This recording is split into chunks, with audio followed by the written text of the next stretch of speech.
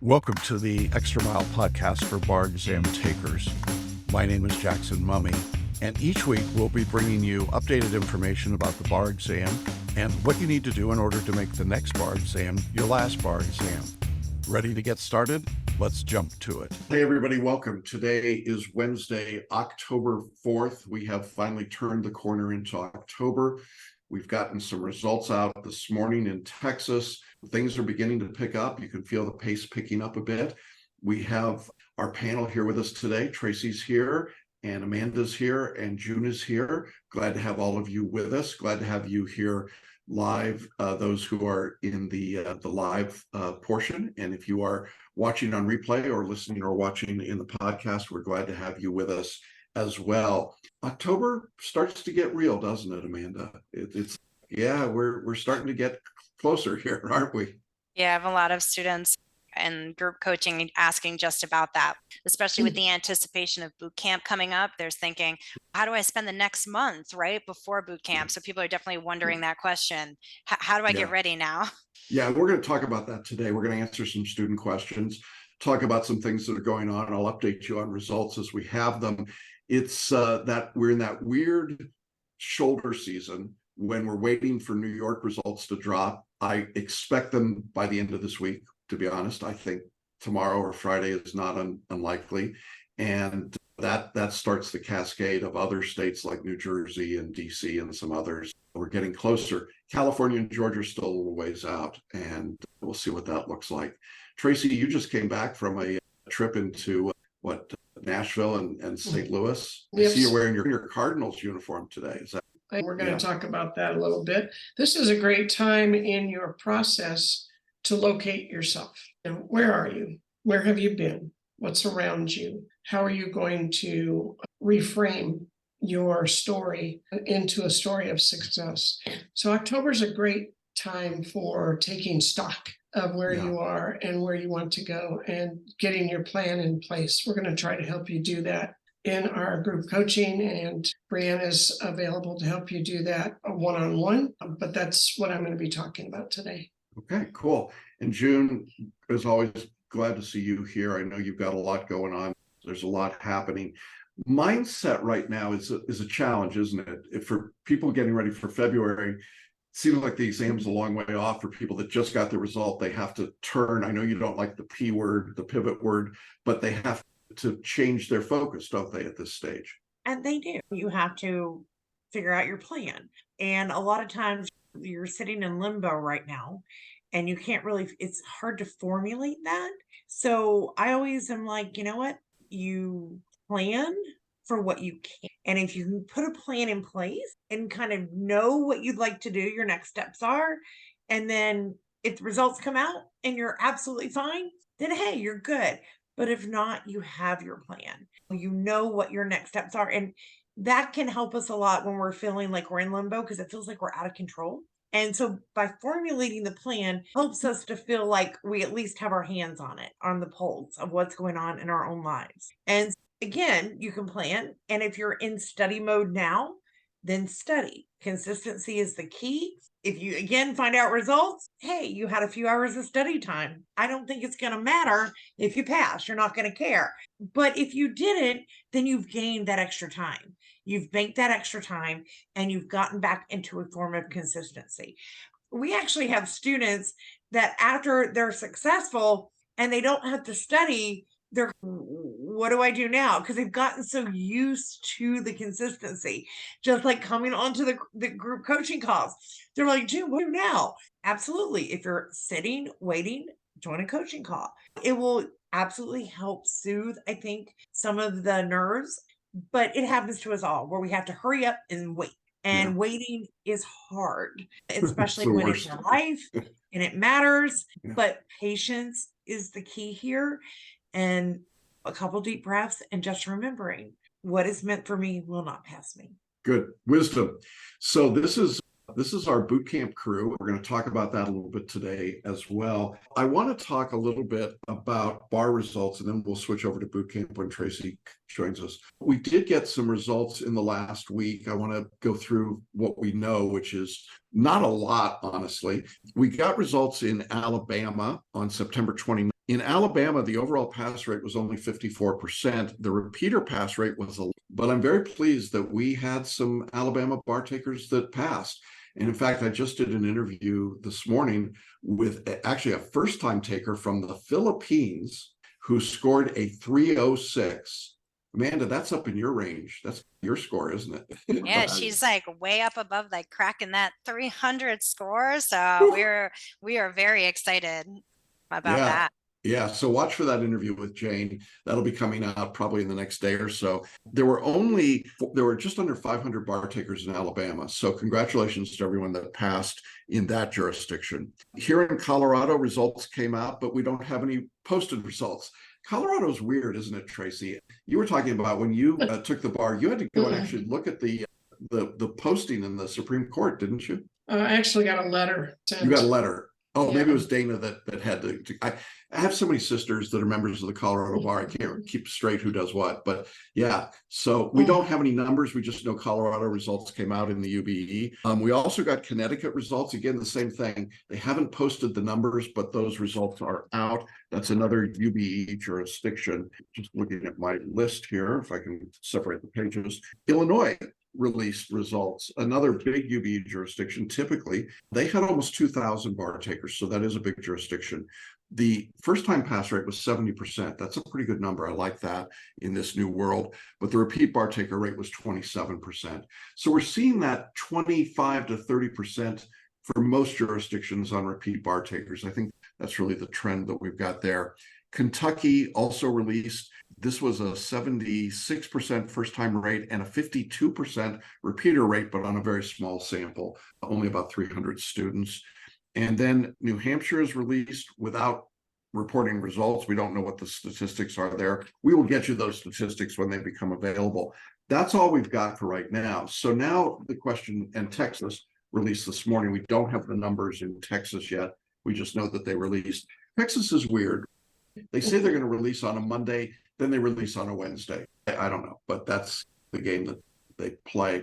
I want to just talk for a minute about what it means when you get results. June was just talking about how challenging it is to make that mental switch. But it is a moment when you got to really change your brain, isn't it? And go from, I was hoping for a good result. If I didn't get the result, now what do I do? Bob, what's your advice to people when they're in that situation? Because I know you've experienced that.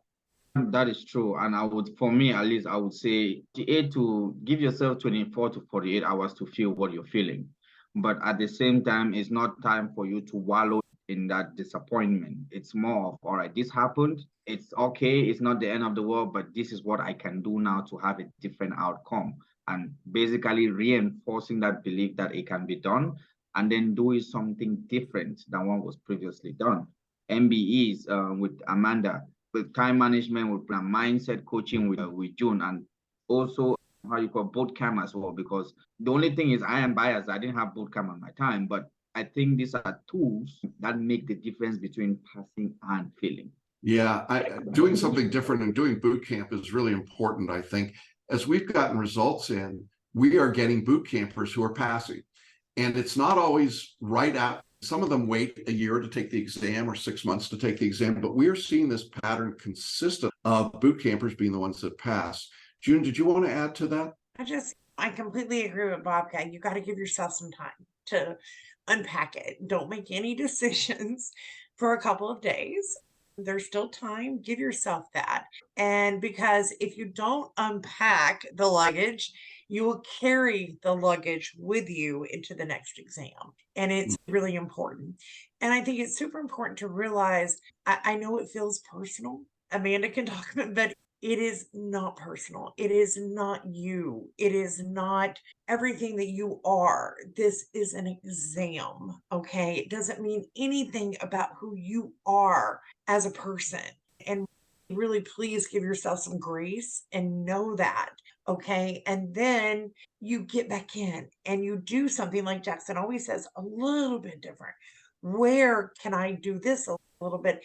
Jackson, if you send your score sheets, he will send you a video on what he thinks you can possibly do different. The rest is up to you. Yeah, I think that's it. These are tough moments. Please send us your score sheets. I will do these videos right away because I know time really matters at this stage. Good luck to those of you waiting on results. Again, a lot of New York, I think we will hear from that jurisdiction in the next week or so. Unless there's any other comments about the results, there's just not a lot to say. The numbers are better than they've been the last couple of July exams, just slightly. Our numbers are actually much better. This has been a good group. I think boot camp has helped. I think getting people back in we've got some openings still left. Now, boot camp is going to include my teaching live on photo reading and mind mapping. Amanda is going to be doing a lot of work. It's your first boot camp, and we are making you do a lot, aren't we? MBE and MPT, are you excited about that? Yes, I'm really excited, and I'm very excited to do some in-person teaching. I love virtual because of the access that it gives to people to learn from the expertise of so many of us, but this is going to be really great to be in person. Yeah, I'm really looking forward to that as well. Tracy, you're going to be teaching essay writing and just bringing some wisdom to the table. How are you feeling about boot camp? This will be your second boot camp? I'm very excited, and I'm really excited that Amanda will be joining us in person and Brianna on Zoom. I'm looking forward to meeting so many of you and just being there as a non-anxious presence to teach you how to write better and get you thinking in terms of success. In June, I don't know how many boot camps you and I have done, a lot, but they're always exciting, aren't they? And the relationships and just people supporting each other and being in that mindset really makes a difference, doesn't it? It does. And I've gotten so many emails from the people that kind of have partnered up for the last 2 boot camps and how they supported each other in their studies. And it's amazing to see that connection. It's amazing to see them support each other through the good and through the not so good. And it really, I think a few of the students have got a lot of value from that networking and that connection. And again, while virtual, I agree with Amanda, virtual is amazing.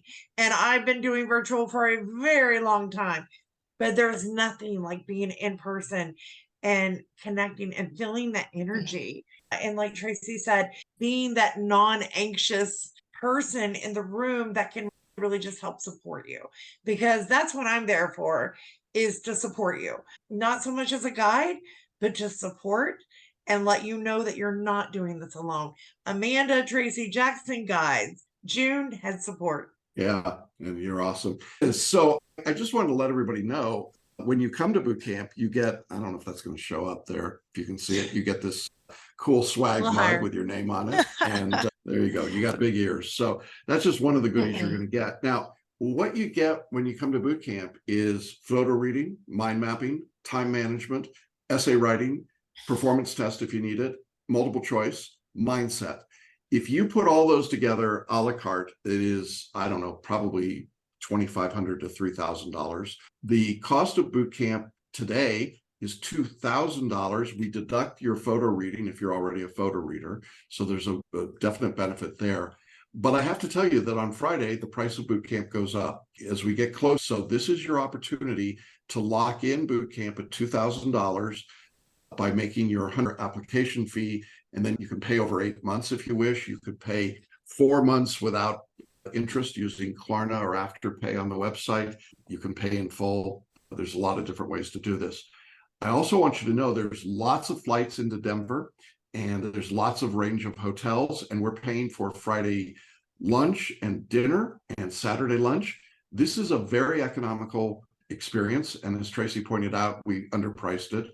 So at $2,000, it'll go up at the end of the week. I don't want you to miss out. And I know one of the objections I get sometimes from people is they say, I have to miss work. Yeah, you got to miss a day and a half, probably Thursday and Friday.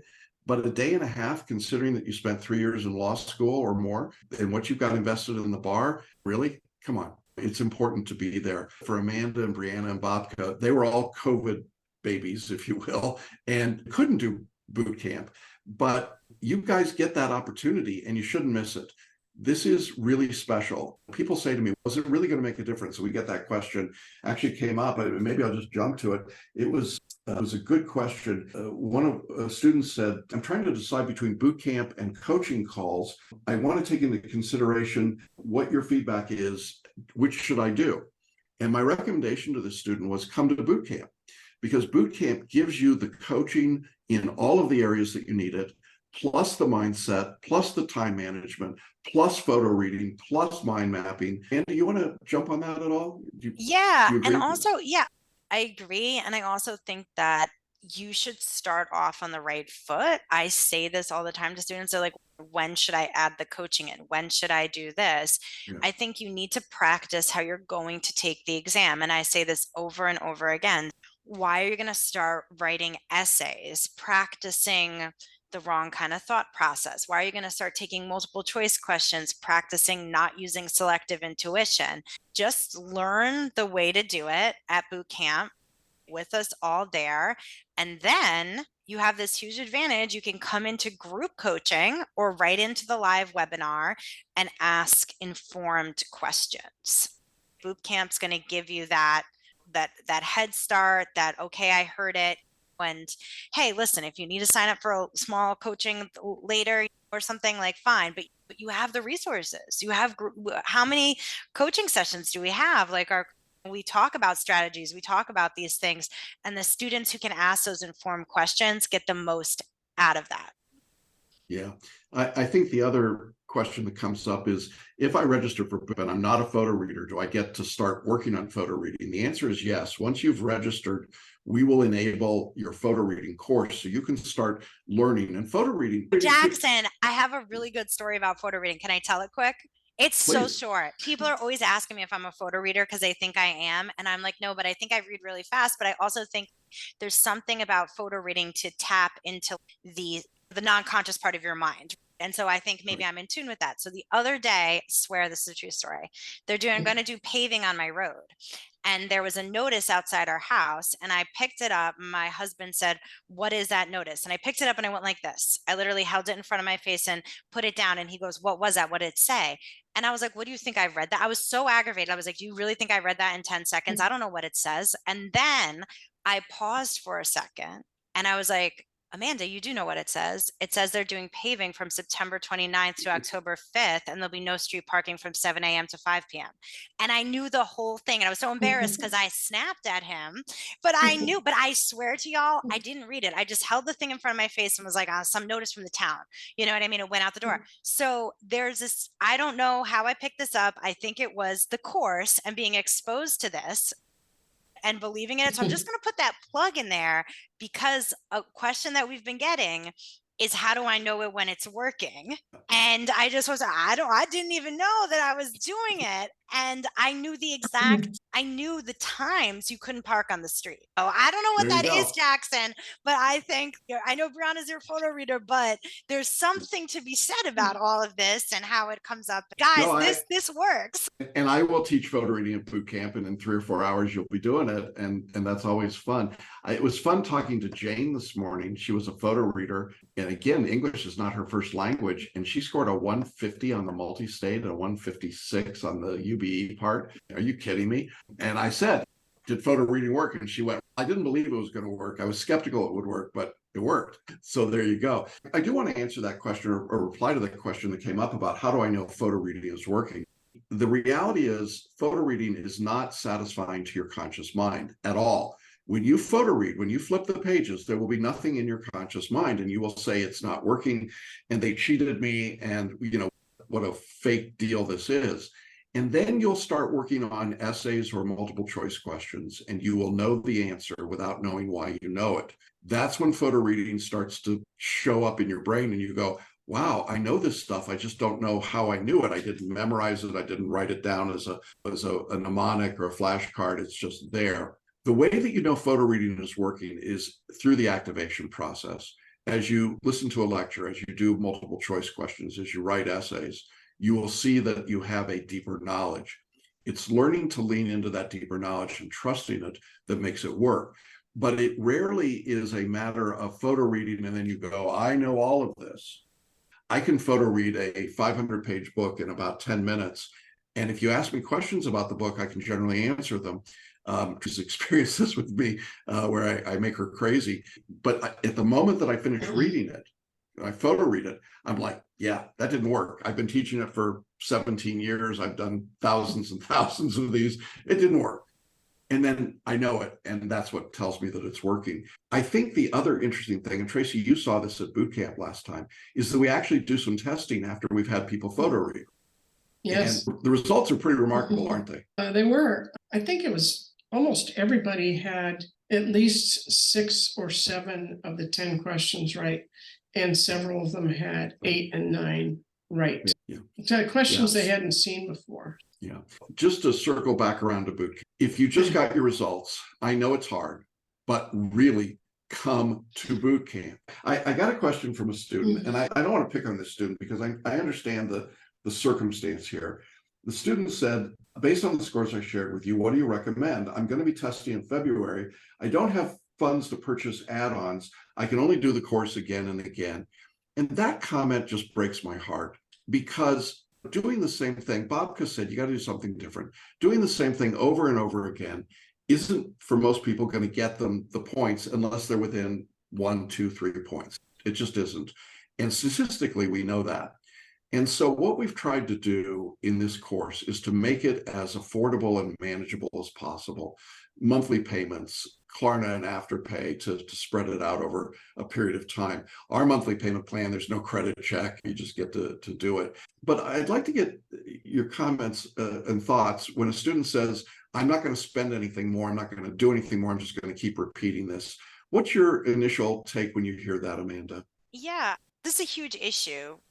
We talk a lot about barriers, and socioeconomic barriers are Right. real, and they Yeah. are ones that I know very well. For those of you who know me, when I graduated law school, I did not sign up for a review course to take New York because I simply didn't have the money, and you can't get blood from a sister so much. I have done a lot of work since then, because I come from low socioeconomic status, about my mindset around money and the scarcity mindset. And so when you don't have a lot, or when you grew up in low socioeconomic status, you tend to have a scarcity mindset and view money as a finite thing. Money is a never-ending resource. It really, truly is. And I've done a lot of work around this. And the reason I think that is so important to talk about is because people who come from low socioeconomic status, or still are low socioeconomic status, tend to not spend money or find ways to spend money on themselves. This is a mindset shift. Not only are their funds actually more limited, believe me, guys, I went to law school with $10 in my bank account, sharing a car with my significant other, and I was lucky to have my significant other there. We had $10 in the bank account, and we moved to Michigan across the country. I got a full scholarship, and that's where I was going because no one was going to pay. So I get it. But I do think it's important to try to figure out how we can find a way to look at money differently and say, okay, what's holding me back from doing this? Can I push the payment off to help me get ahead, to invest in myself and this thing that I need to do? Now, I'm no one's financial advisor. I can't say, obviously, we need to put food on the table. We need to keep the lights on. But I definitely just want to pause for a minute to own that and see if the other coaches have anything to say about that, because I do also think that there is a real inequity in how people that have been oppressed economically think about money, specifically around the investments they make in themselves. Yeah. And before I throw this over to the other coaches, I appreciate that, Amanda. I just want to point out, we are by like a factor of 2 or 3, the least expensive full service course in America. And we do that deliberately. We could charge a lot more for things like Bootcamp and the coaching and the other pieces and just the course itself. We've tried to keep it manageable for people. But I think, to your point, Amanda, the scarcity mindset is what really hurts here, because you've got to make the investment in yourself. I certainly can relate. I can remember when I didn't have enough money for my Metro card to go into DC every day when I was a law student. It is tough, no doubt about it.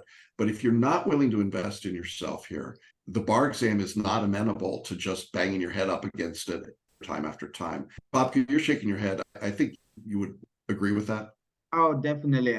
I agree, because I think, to your point earlier, you go to law school, we accumulate all these debts. So after, if you've taken close to 150 grand or close to 200 grand in debt, what's an extra 5, 10 grand to help you go on to the other side? Because in the grand scheme of things, it's like sacrificing $1,000 to get 10 grand, because your one case is basically going to bankroll all your credit card expenditures. And for me as well, to your point, the money I spent on CBR is the best money I've ever spent. The best money I've ever spent. It's the best expenditure I ever spent, because it took me from where I didn't want to be to where I wanted to be. I had to make that sacrifice, and I knew that part of me being intentional about getting to where I wanted to be was making that sacrifice, putting my mouth where my work is, and then trusting the process. So yes, those barriers are there. But in the grand scheme of things, we already have student loan debts to deal with. What's an extra expenditure to enable you unlock your potential to be an attorney? Because that is the key. Let something else be your limitation, not something that is within your control, if I can put it that way. I love that, Bobka. And I think I want to say this in such a way, because, you know, I'm always talking about equity, that, like you said, the barriers are real. And we can't do anything more than what we're already doing as a group, individuals, to break down some of those barriers. But also, we have to find a way. We have to honor those barriers and then find a way. In this group, I can tell you the coaches aren't making millions. Nobody's getting rich off of this. And Bobka's laughing, but we gave away scholarships last year. We're trying to look for ways to raise more of that. But also, you as students have to find a way. Guys, I worked, and I'm lucky that I'm able-bodied white person. I worked 4 jobs on my way to passing the bar the second time.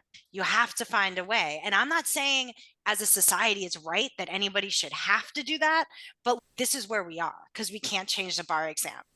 So we have to be able to find a way to invest in ourselves. And the bar needs you, especially if you come from low socioeconomic status or a marginalized group. So together, we have to find a way. Yeah. June, I know this is your sweet spot. Like Amanda said, it is a scarcity mindset, and you just don't overcome that. It takes a little while. You have to do some work. But Amanda, I'm just going to talk about you for a minute. When Amanda was the student, I talked about this last night in a broad way on my group coaching, but every student, even Bobka, that I've seen be successful finally surrendered and said to me, I'm open. I'm 100% open. Brianna, Amanda, and Bobka. Do you remember that? You were like, I'm going to do whatever it takes. And that was the turning point. Okay. You're right. When money is scarce, it is a scarcity mindset. You have to really look at it. The way I talked about last night is whatever you spend your time and your money on, those are priorities. Everybody says, I don't have time for my studies. I don't have time. If you don't have time, it's not a priority. So I challenged everybody last night to do a list. Where are you spending your time? Figure it out. Know, just like your money, where's that going? Once you realize it, oh my gosh, I'm spending $3 a week just wherever. That adds up. So really take control and know where you're at. With that, as Amanda said, none of us are rolling in it. And not to go personal, but about a week ago, I had to come up with a very large sum of money for something that is very important to me. And for about 5 minutes, I went, what am I going to do? And then I shifted and I got to work and I figured it out and it happened. And I did what I had to do because the priority is that strong for me. And I will continue to do this for as long as I need to do this. So yes, it's very real to say, oh, I can't, but you can.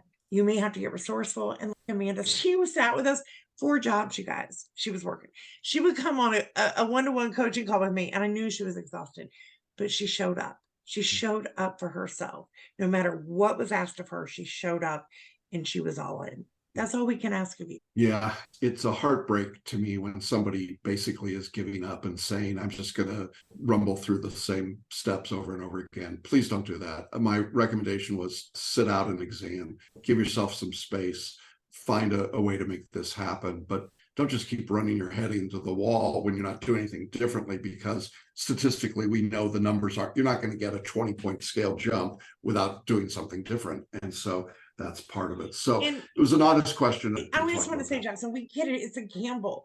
You could do all of this and still, it is a gamble. But if we live our life with what if you just flew? What if it all went great? What if instead of going to the negative?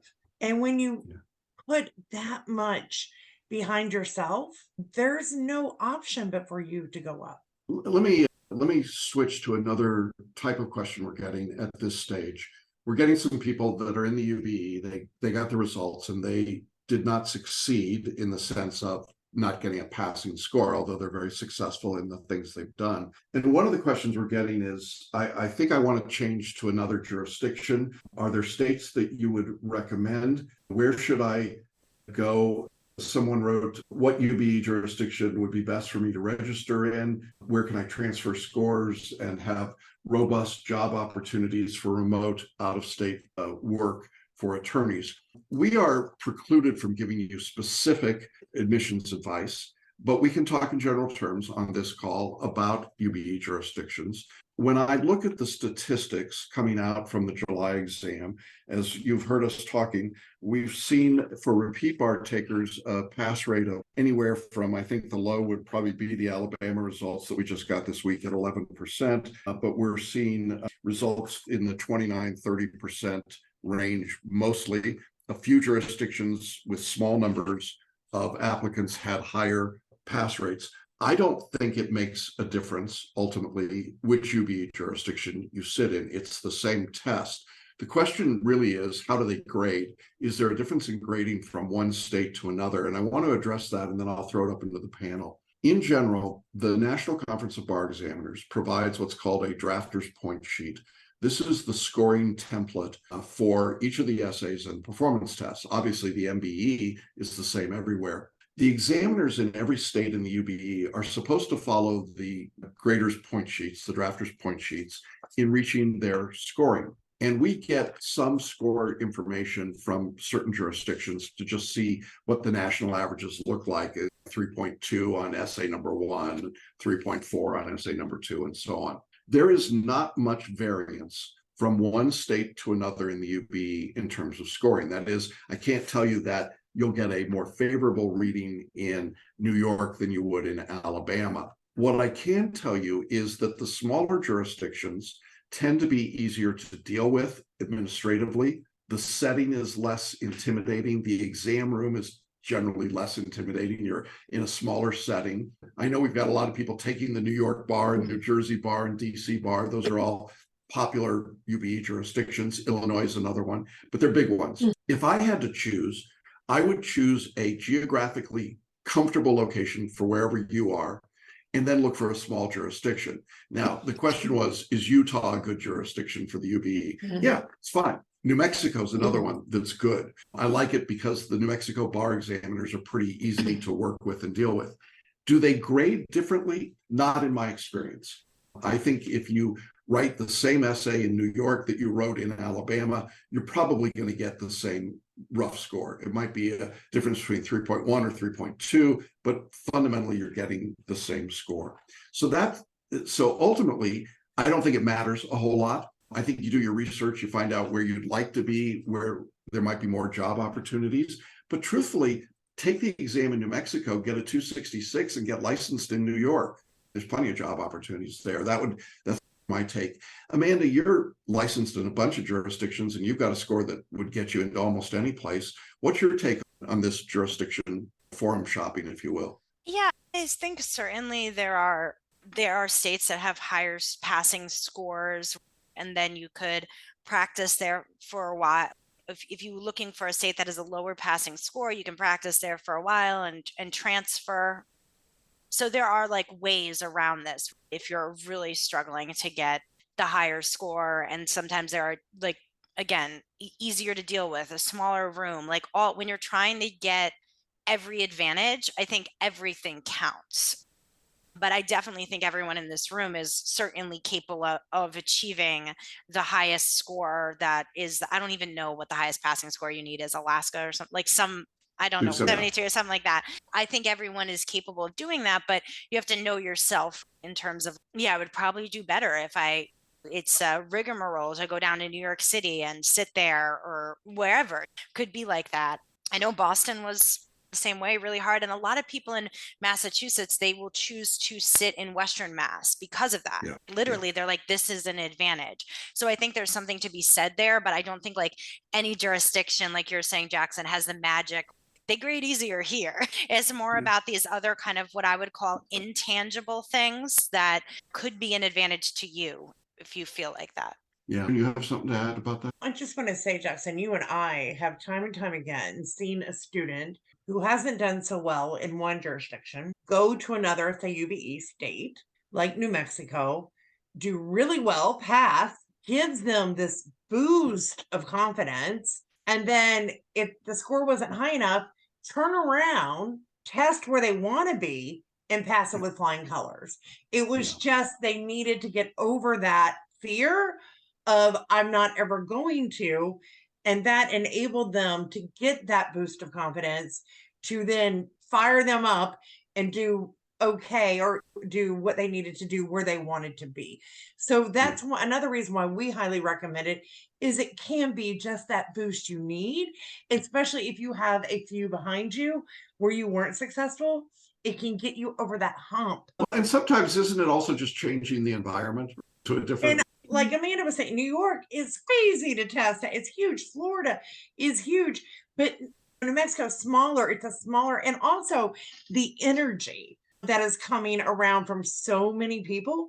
And if you're taking that in, that definitely can have an effect. Or if you're more introverted, definitely a smaller venue, a smaller testing venue can definitely behoove you. Okay, a couple of quick questions about mind mapping I want to address, and then we'll get to you, Tracy. The student asked if mind maps can be done while you're listening to a lecture. Could you mind map in the book? I'm not sure exactly how you draw a mind map in the book. I don't know that you need to do that. I'm reminded of people that had the multicolor highlighters, and that was the Rainbow Coalition. You remember that in law school? People that did 27 colors.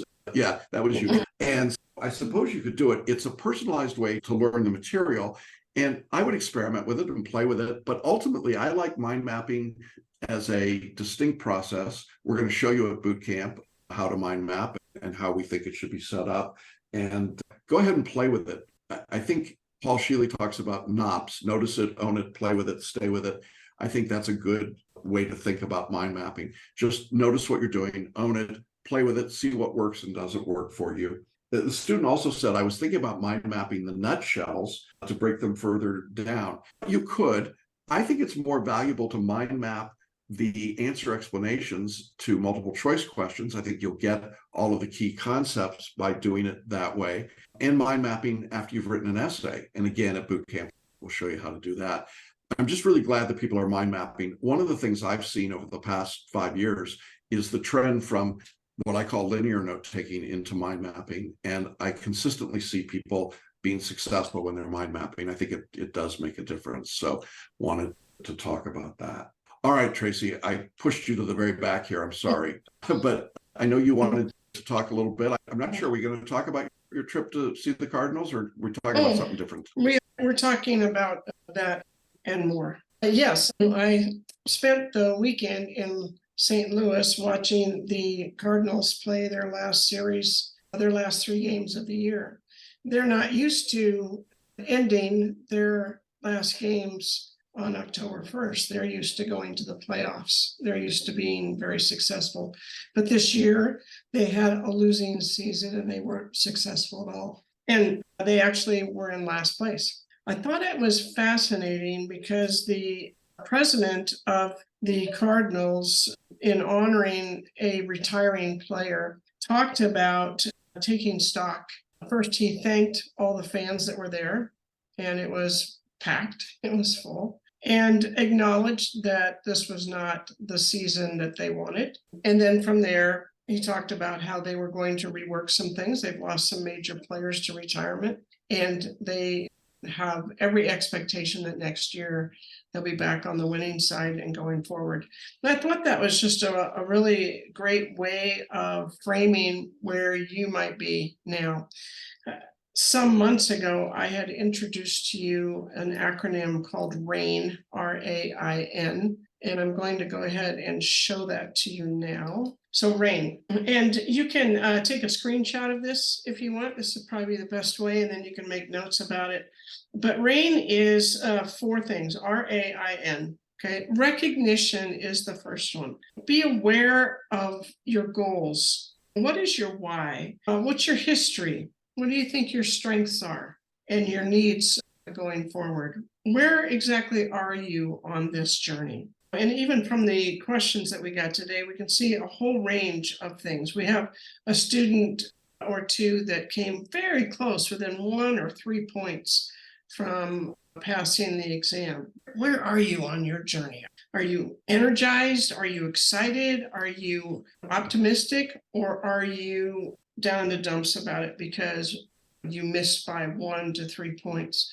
Where are you if you have financial insecurity and you think you can't do anything more in this class? Where are you on your location? We'll talk about that going forward. You acknowledge is the second one. You acknowledge, you take note of your loss, you speak your truth, and you call out your deficits. I didn't do well on property. I don't like property. I didn't do well on the essays. I didn't trust FLA, and I tried to go back to writing IRAC. I didn't take the time I needed to go to the group coaching sessions and to the Q&A and things that were free. What are your growing edges? I need to work on my writing. I need to work on my MBE. I need to work on my timing. What are they? Okay, so you acknowledge that. And then you get introspective for a while. Bobka talked about this a little bit, taking or 48 hours to think about things. What could I have done better? What could you do better? What could you have set aside while you studied for the bar that you didn't? Where were your distractions? And then what you do after that is frame anew. Now what? How do you reframe this? What will be different this next time around? Even the student that said, I can't afford to spend any more money. I'm just going to do this over and over. If you reframe that, you really don't have to do it that way. You can go to every one of the group coaching sessions and June's mindset coaching, and that doesn't cost you anything. You can come to this Q&A. You can submit questions, and Jackson and the rest of us will answer those. That doesn't cost you anything. You can look at all the things that you learn in the group coaching sessions and apply them, and those don't cost you anything. Back in the Stone Age, when I graduated from law school and needed to take a bar exam, there were only a couple of bar review companies, but I paid for the whole thing by selling other students the bar review.